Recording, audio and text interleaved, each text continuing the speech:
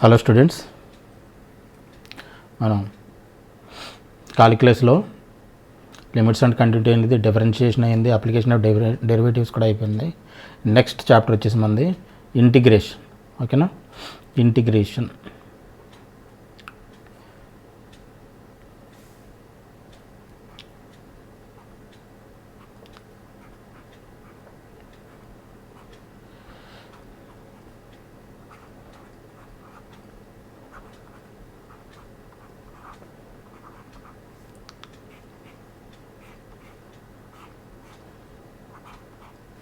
Integration అని చెప్పేసి అన్నాం అంటే ఇది ఆటోమేటిక్గా ఏంటంటే ఇండెఫినెట్ ఇంటిగ్రేషన్ అనమాట.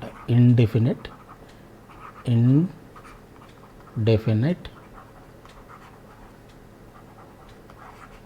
ఇంటిగ్రేషన్. దీంట్లో ఇంటిగ్రేషన్లో మళ్ళీ డెఫినెట్ ఇంటిగ్రేషన్ కూడా ఉంటుంది. ఇంటిగ్రేషన్ అని చెప్పేసి అనంటే మీనింగ్ ఏంటంటే ఇండెఫినెట్ ఇంటిగ్రేషన్ అని అర్థం. ఇండెఫినెట్ ఇంటిగ్రేషన్ అని మనం పర్టికులర్గా రాయాల్సిన అవసరం లేదు. Integration means indefinite integration.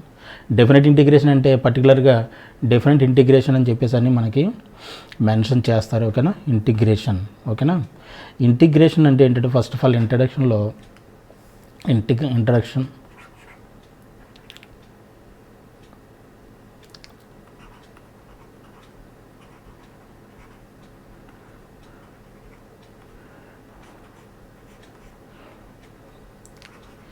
integration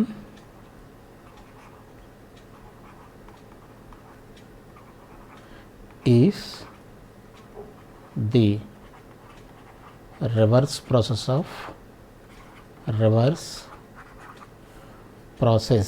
of differentiation.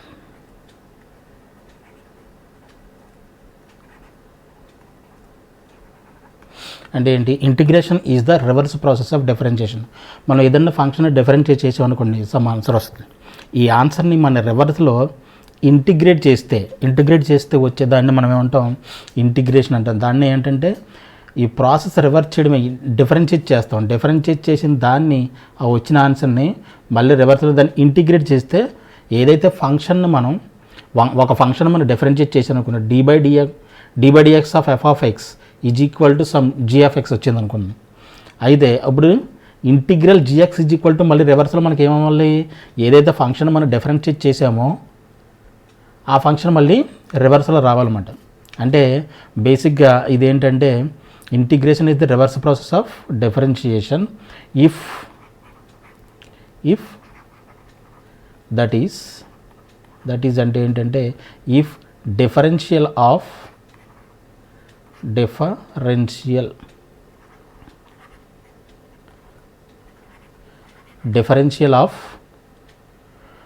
f of x is g of x, then integral of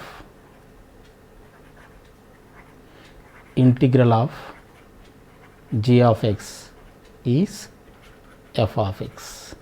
అది మీనింగ్. అంటే ఫార్మల్గా మనం చెప్పాలంటే that is derivative of d/dx of ఏదన్నా ఒక ఫంక్షన్ మనం డిఫరెన్షియేట్ చేస్తే మనకి for example g of x వచ్చింది అనుకున్నాం, then integral of g of x is equal to f of x. ఇది దీని మీనింగ్ అంటే రివర్స్ ప్రాసెస్ అంటే దాని మీనింగ్ ఏంటంటే ఇది integration is the reverse process of differentiation if differential of f of x is g of x. ఏదైనా function యొక్క differential g of x అయితే దాని రివర్స్లో మనం ఇంటిగ్రేట్ చేస్తే then the integral of g of x is equal to రివర్స్లో ఏదైతే function మనం డిఫరెన్షియేట్ చేసామో అదే ఫంక్షన్ మళ్ళీ రావాలి. దాన్నే మనం ఏమంటాం? Reverse process. అంటే మళ్ళీ f of x అంటే నథింగ్ బట్ ఏంటంటే differentiation, integration is nothing but reverse process of differentiation. ఓకేనా, ఫార్మల్గా చెప్పాలంటే there four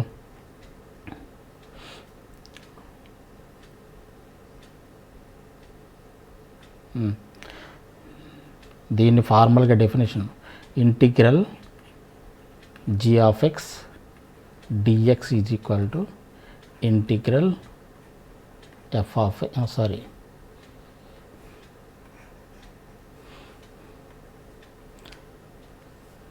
integral g of x dx is equal to f, ఇక్కడ ఫార్మల్గా రాయండి, ఇంకోటి రాసుకోవచ్చు దీన్ని, మళ్ళీ రాయండి.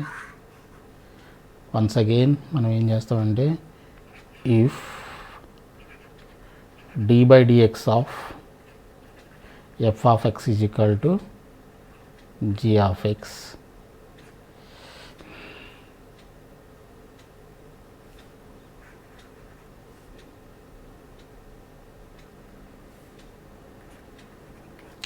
g of x, then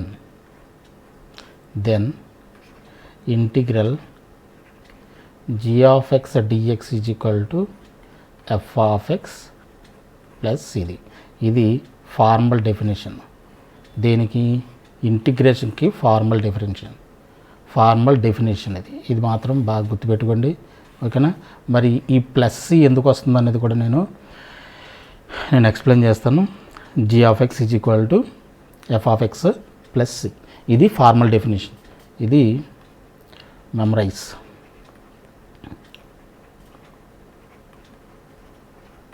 C అనేది చాలా చాలా ఇంపార్టెంట్, సి కంపల్సరీ ఉండాల్సింది. దీంట్లో మనకి ఫస్ట్ ఆఫ్ ఆల్ వీటిని ఏది ఏంటి అనేది మనం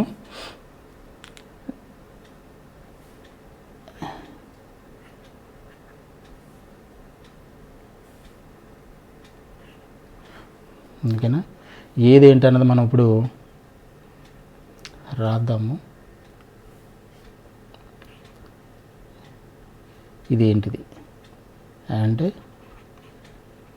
జీ ఆఫ్ ఎక్స్ అంటే ఏంటి, అలాగే డిఎక్స్ అంటే ఏంటి, అలాగే f of x c, f of x అంటే ఏంటి, సి అంటే ఏంటి. దీన్ని ఏమంటామంటే ఈ సైన్ని ఇంటిగ్రల్ ఎలాంగంటే ఎస్ని ఏంటంటే కొంచెం వర్టికల్గా ఇలా సాగదీస్తే దాన్ని ఏమంటాం ఎలాంగోటెడ్ ఎస్లా ఉంది కదా, అది ఎస్ అని. ఇటువంటి ఈ సైన్ మనం ఏంటామంటే ఇంటిగ్రల్ సైన్ అని చెప్పేసి అంటాం, ఇంటిగ్రల్ సైన్. అలాగే ఈ జిఎక్స్, ఈ జీ ఆఫ్ ఎక్స్ ఏంటంటే function to be integrated, function to be integrated. దీన్నే ఇంటిగ్రెండ్ అని చెప్పేసి కూడా అంటాం, ఇంటిగ్రాండ్ అని కూడా అని చెప్పేసి అంటాం. ఇది డిఎక్స్, ఈ డిఎక్స్ అంటే differential element of X,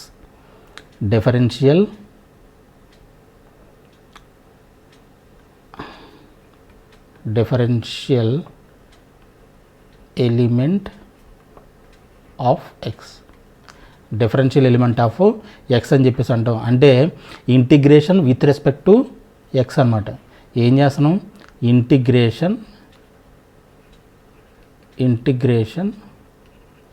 with respect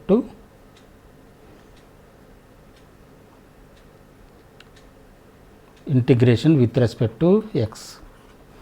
ఈ డిఎక్స్ అంటే డిఫరెన్షియల్ ఎలిమెంట్ ఆఫ్ ఎక్స్ అని చెప్పేసి అంటాం. అంటే మీనింగ్ ఏంటంటే ఇంటిగ్రేషన్, ఈ ఫంక్షన్ని ఇంటిగ్రేట్ చేస్తున్నాము విత్ రెస్పెక్ట్ టు ఎక్స్. ఇక్కడ ఎక్స్ ఉంది కాబట్టి ఇక్కడ ఎక్స్ ఉంటుంది, విత్ రెస్పెక్ట్ టు ఎక్స్ మనం ఇంటిగ్రేట్ చేస్తున్నాము అని చెప్పేసి అర్థం. ఇదేంటంటే integral of g of x. ఈ ఫంక్షన్ యొక్క ఇంటిగ్రల్ కదా ఇది, దీనికి ఇది డిఫరెన్షియల్ అయితే దీనికి ఇది ఏమవుతుంది, ఇంటిగ్రల్ అవుతుంది. సో ఎఫ్ ఆఫ్ ఎక్స్ని ఏమంటామంటే integral of g of x, or దీన్నే మనం ఏమంటామంటే యాంటీ డెరివేటివ్ అని చెప్పేసి అంటాం. మన పేర్లోనే ఉంది కదా యాంటీ డెరివేటివ్. మనం ఏం చేద్దాం, ఇంటిగ్రేషన్ నథింగ్ బట్ ఏంటి, రివర్స్ ప్రాసెస్ ఆఫ్ డిఫరెన్షియేషన్ అని చెప్పేసి అన్నామంటే దానికి ఏంటి, ఇంటిగ్రల్ నథింగ్ బట్ ఏంటి, integral nothing but anti derivative అనమాట. అంతేనా, దీన్ని యాంటీ డెరివేటివ్ అంటాం, డెరివేటివ్. దీన్నే మనం ప్రిమిటివ్ అని చెప్పేసి కూడా అనొచ్చు, ఆనే ప్రిమిటివ్ అని చెప్పేసి కూడా అంటారు. ఓకేనా. ఎఫ్ ఆఫ్ ఎక్స్ని ఏమంటాం, integral of g x or anti derivative or primitive. ఓకేనా. ఈ సి అంటే ఏంటి? సి అంటే ఏంటంటే c is the arbitrary constant అని చెప్పేసి అంటాం. Arbitrary constant.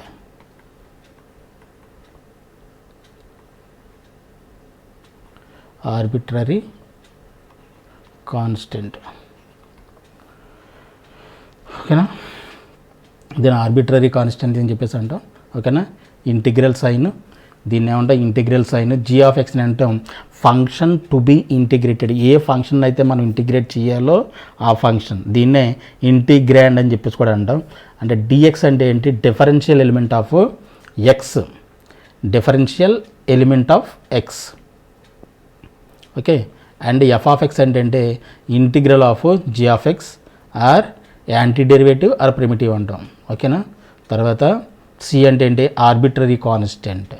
Arbitrary constant. ఇవి మనం ఆ బేసిక్ డెఫినేషన్లో మనం గుర్తుంచుకోవాల్సినటువంటి డెఫినేషన్స్, సైన్స్ అనమాట. ఓకేనా? This is the first point, introduction first point. ఓకేనా?